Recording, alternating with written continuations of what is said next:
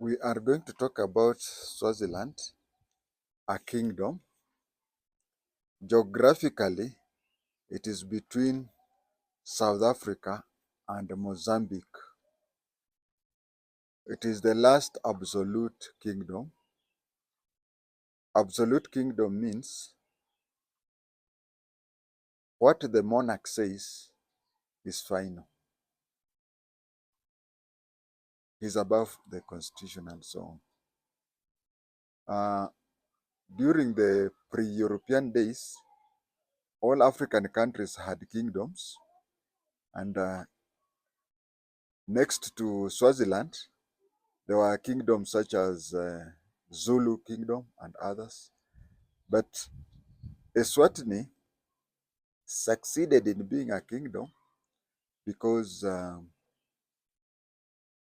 it was placed in the middle of three countries, three interests, three European interests.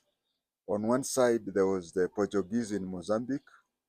On another side, there was the Dutch, the South African Dutch, and then the European. They're not the European, the British. So being in the middle between those three, it was possible for the kingdom to prosper, although it was colonized for some time, but it later became independent. Uh, some people say that in 2018, the kingdom changed its name from Swaziland to Eswatini. Nothing further from the truth, just like I've said in other sessions, that we have some places like Peking, which is called Beijing and so on, and Burma, we now call it Marma. This is people trying to use the original names of the places. Now, Swaziland, people used to confuse it with Switzerland. So they decided to insist on the name Eswatini so as not to be confused with Swaziland. When the Europeans came, they asked these people, what do you call yourselves? And they said Eswatini, Eswatini. And the Europeans thought that they had had Swazi, Swazi. So that is why they call it Swaziland. But the real name is Eswatini.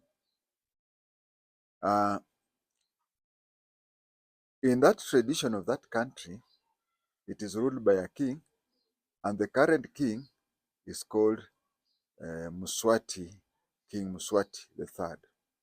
But his real name, if you are a Catholic, I think you may understand that once you are made a pope, you choose a name. So in Swaziland, once you are made a king, or once you become a king, can I say you are made a king? In other countries, you could say once you are you become a king. But in Swaziland, once you are made a king, I'll explain. Then they say that once you are made a king, you choose a name. So when he was made a king in 1986, he called himself King Mswati. But his original name, since he was born, was Mahosetife. Mahosetife. Nafikiri Waluya walitoka huko. Before he was made a king, his father, King Sobhuza, died. King Sobhuza died, and when King Sobhuza died, according to the constitution of that country, the elders sit down and choose the new king. What happens is that the king there, as I will explain later, every year the king marries a new wife. Every year he marries a new wife. And once she's married, the government constructs a palace and she stays there. So these women do give birth to kids. When they give birth to kids, when the king dies, all the queens who have a single child, a single son, the sons are now, names are taken to the Council of Elders. For example, the current King Mswati has over 20 wives or over 20 queens. If he dies today, Of the 20 queens, some have 5, others have 3, others, but there are those who have only one son.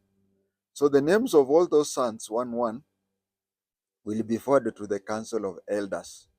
When it is taken to the Council of Elders, they lock themselves, just like cardinals lock themselves during the selection of a pope, and they come up with a name among those kids, among those princes whose mother has never delivered any other child. So when King Sobuza died, there are several princes who were born alone. But then the Council of Elders, using a system that only they themselves know, chose Mahosetive. Mahosetive, by then, that was 1986, he was underage, he was still a teenager. And you see, the constitution of that country, or the tradition of that country, even before we knew things that, such as constitution, the tradition of that country was that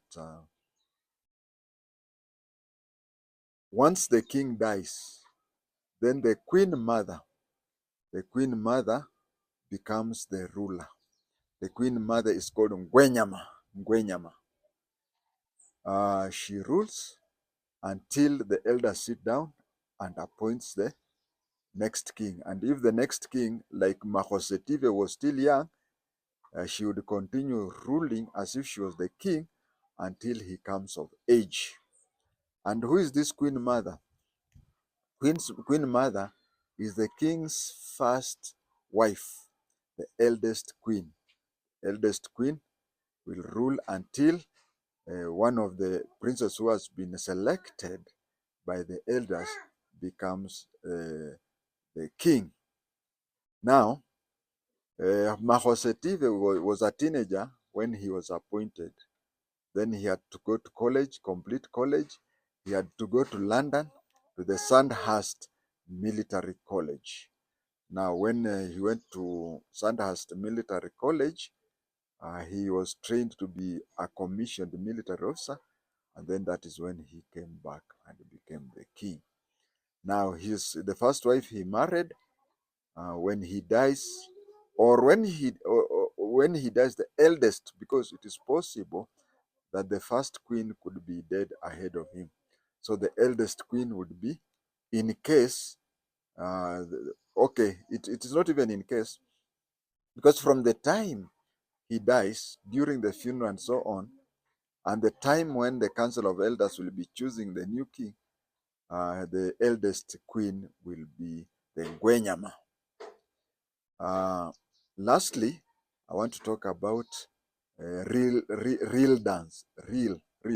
There are these grasses which are tall.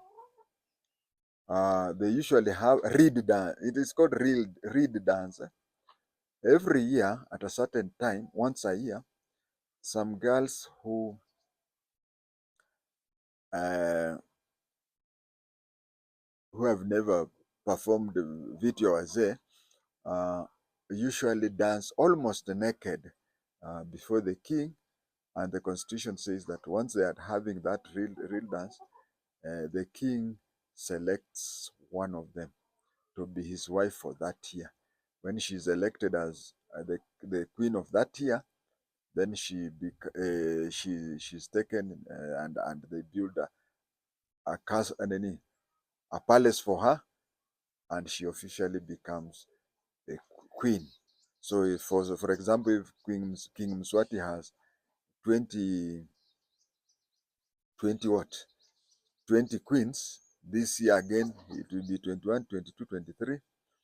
And once the king has chosen one girl, other prominent government leaders would now be free to choose those girls, and that one has accelerated the state of HIV/AIDS in that kingdom. Any other question or any other clarification will be through the comment section. Thank you.